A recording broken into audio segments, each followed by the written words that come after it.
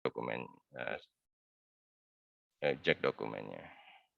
Mungkin slide-nya terlepas ya, Mbak.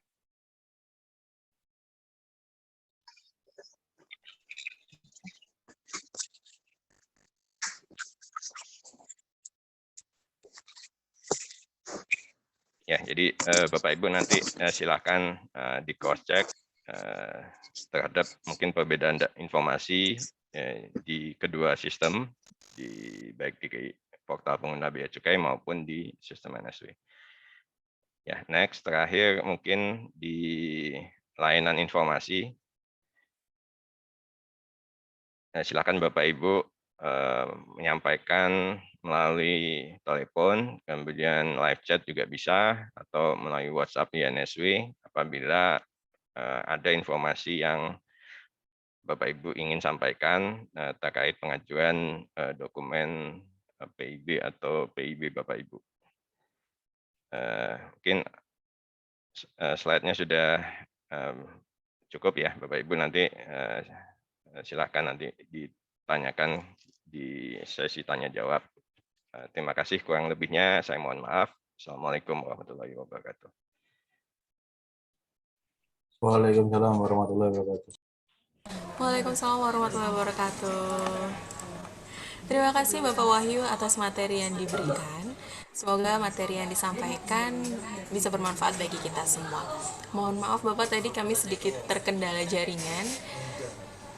Nah, untuk selanjutnya, Bapak dan Ibu Sobat Lepas Landas yang memiliki pertanyaan, silakan dituliskan pada kolom komentar terlebih dahulu karena kami akan memberikan waktu khusus kepada Bapak dan Ibu Sobat Lepas Landas untuk menyampaikannya secara langsung pada sesi diskusi nanti. Dan kami ingatkan kembali,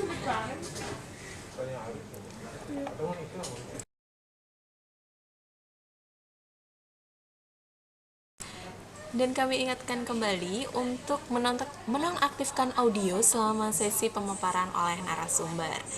Nah, untuk selanjutnya, materi yang kedua akan disampaikan oleh narasumber kita, yaitu Kepala Sub Bagian Dukungan Teknis, Bapak Amir Hamzah. Selamat pagi Pak Amir, apakah sudah bergabung dengan kami? Pagi Mbak Tita, suara saya jelas? Jelas Bapak. Sudah siap Pak? Sudah Mbak, sudah siap. Baik, Bapak silahkan, waktu dan tempat kami silahkan. Assalamualaikum warahmatullahi wabarakatuh. Terima kasih Mbak Tita. Boleh di-share slide-nya?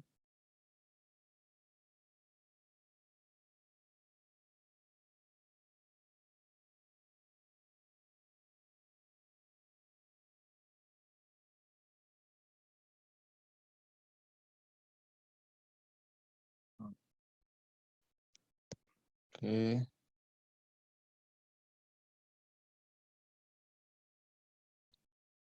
Selamat pagi Bapak-Bapak dan Ibu-Ibu peserta sosialisasi pintar BNN di Soekarno-Hatta. Jadi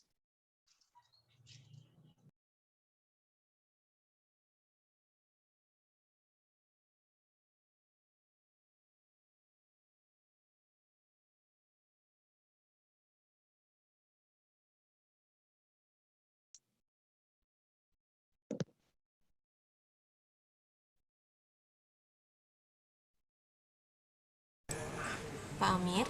ya. Siap. Saya pikir terputus, silahkan Pak. Bisa di-share full di ini presentasenya.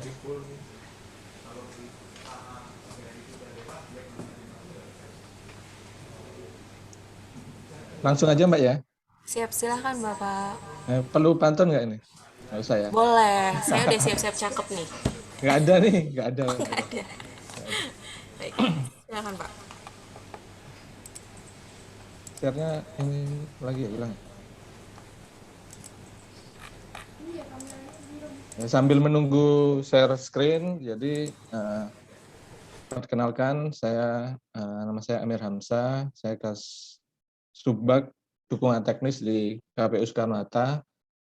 Jadi melanjutkan, ini adalah materi tadi sudah ada disampaikan Pak Wahyu dari LNSW untuk materi alur PIB di INSW ya. Cek, suara saya kedengaran ini ya? Terdengar Bapak? Jelas ya? Siap. Nah, sekarang saya akan lebih ke CISA-nya. Jadi beberapa menit ini saya akan menjelaskan di CISA-nya. Next, Mbak. Nah, selama ini Bapak-bapak dan ibu-ibu itu yang kita lihat adalah ini, tampilan ini. Jadi sebelah kiri ini adalah modul PIB dan yang bawah adalah portal pengguna jasa. Jadi selama ini yang kita lihat hanya ini, yang dilihat dari sisi pengguna jasa sebelah kiri. Ada modul PIB untuk summit PIB dan portal pengguna jasa untuk tracking PIB dan tracking dokumen yang lain. Dan yang sebelah kanan adalah sisi dari CISA, dari pegawai, di mana ada layar yang paling atas adalah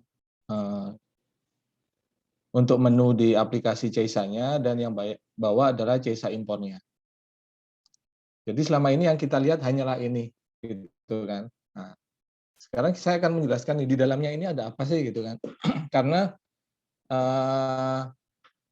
yang kita lihat hanya aplikasinya, dan mungkin ada proses-proses yang belum kita ketahui di dalamnya. Lanjut, Mbak. Nah, dan yang selain aplikasi yang kita lihat selama ini adalah ada dokumen pengajuan PIB dan hasil akhirnya adalah SPPB, gitu kan. Nah, dari sini selama ini ada beberapa yang tidak tahu proses di dalamnya itu seperti secara umum seperti ini. Jadi ada alur proses PIB pada CISA. Jadi ketika bapak-bapak dan ibu-ibu membuat modul,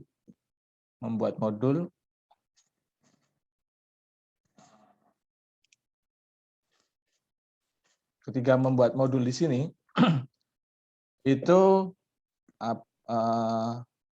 setelah mengirim modul itu akan ada yang namanya validasi. Nah, ada dua validasi di sini sebenarnya, ada validasi di NSW dan di sistem di CISA. Jadi yang kita basisnya adalah di CISA. Jadi ketika Bapak-Bapak Ibu mengirim dokumen PIB melalui modul, itu akan step pertama adalah adanya validasi di sini.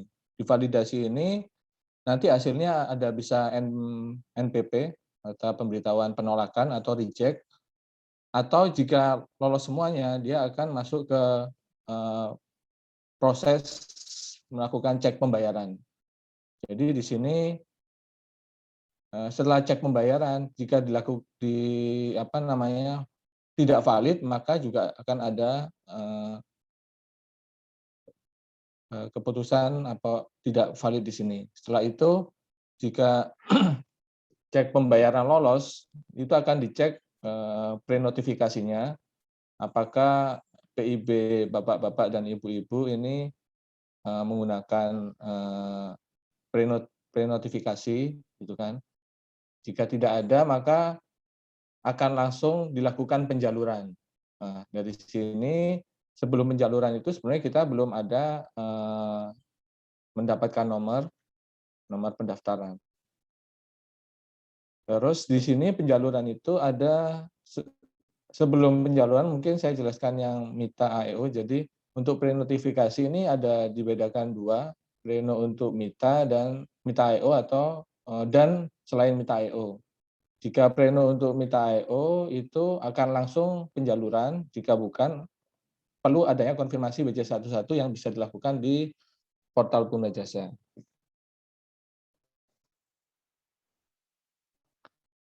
Berikutnya ini proses penjaluran di sini, proses penjaluran. Jadi kita mempunyai 3 jalur di sini, hijau, kuning, dan merah. Jalur hijau, kuning, dan merah ini jika hijau maka akan langsung terbit SPPB dan barang bisa dikeluarkan. Jika kuning maka akan terbit SPJK, pemberitahuan jalur kuning, dan jika merah akan SPJM. Nah, dari sini saya akan menjelaskan yang hijau dulu. Alur hijau ini setelah sudah SPPB, maka proses sebenarnya barang bisa keluar. Tapi proses dokumen itu tetap berlanjut. Proses dokumen tetap berlanjut, yaitu ke proses yang namanya penelitian oleh PFBD di sini. Penelitian PFBD di sini. Jadi di penelitian PFBD ini, apakah nanti akan terbit notul atau SPBL, di sini akan diputuskan oleh PFBD-nya.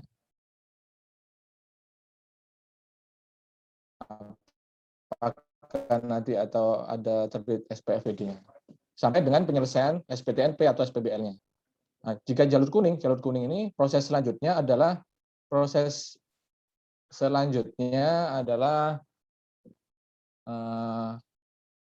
mempersiapkan hard copy-nya. Jadi jalur kuning ini adalah pemeriksaan hard copy-nya. Jadi pengguna jasa harus mempersiapkan hard copy-nya dan nanti akan masuk ke, jika sudah dikirim maka akan masuk ke PFBD di sini, ke PFBD.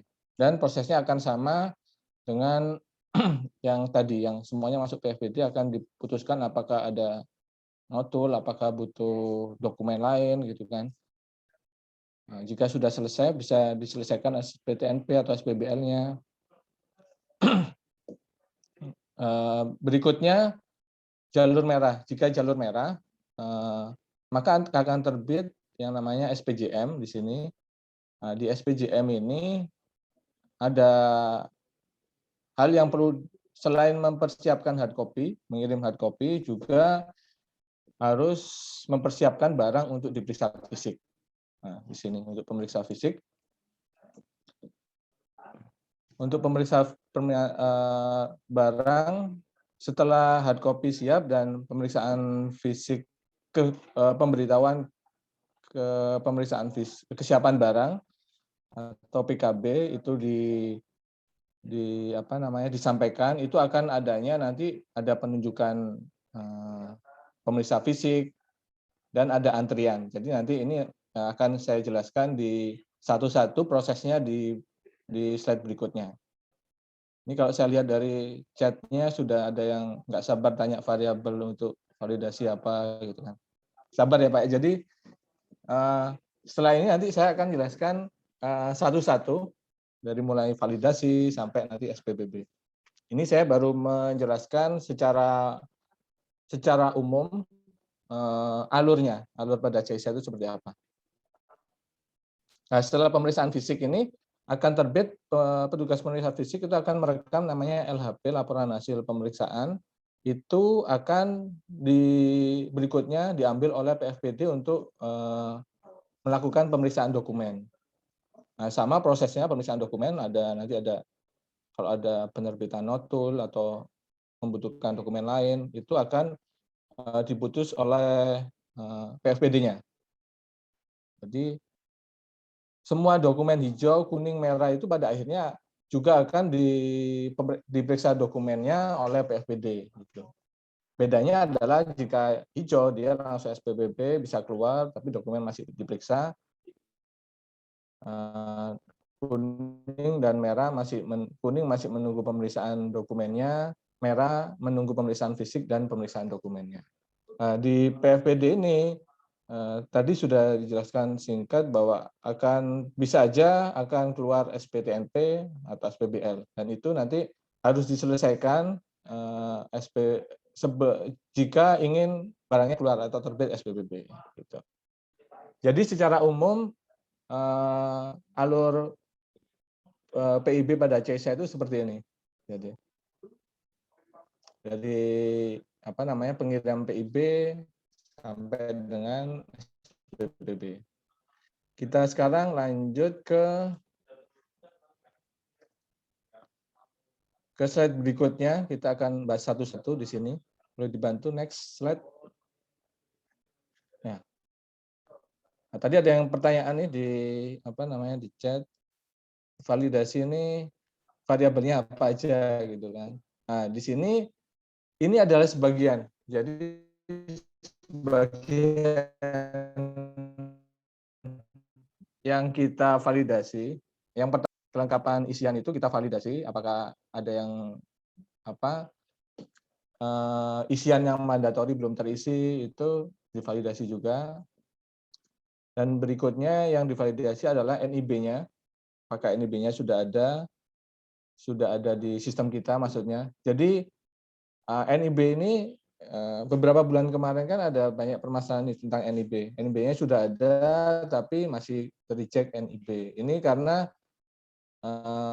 proses NIB ini ada 3 entitas ya. Jadi dari OSS, terus nanti akan dikirim ke NSW, dan berikutnya akan sistem Bea Cukai akan mengambil NIB-nya dari sistem NSW. Di sini NIB yang diambil oleh Bea Cukai hanyalah NIB yang ada proses kepabeanan. Jadi mengambil centang kepabeanan itu. Jika tidak ada maka tidak kita ambil karena kita tidak memerlukan itu, dan ya kita hanya berurusan dengan yang ada hubungannya dengan kepabeanan. Yang kedua adalah berikutnya yang divalidasi adalah tarifnya dari berdasarkan referensi BDKI. Jadi tarif atau yang ada di detail barangnya itu HS code, tarif itu akan divalidasi di sistem CESA. Jadi validasi itu berdasarkan referensi dari BDKI, dari HS code, dari tarifnya, gitu kan. Apakah sesuai? Jika tidak ada HS code tersebut tidak ada di BDKI, maka akan reject. Jadi mungkin ada yang pernah seperti itu. Nah, berikutnya setelah kita atau sistem itu melakukan pengecekan dari BDKI atau tarifnya, itu akan dicek status blokirnya. Nah, blokir ini meliputi beberapa, yaitu utang, jika ada misalkan SPTNP yang belum dibayar atau dilunasi gitu. Terus untuk pengisian BC11 atau IO Mita yang tadi Preno, itu yang lewat waktu, lewat 7 hari ya. Jadi itu juga akan lewat 7 hari setelah gate out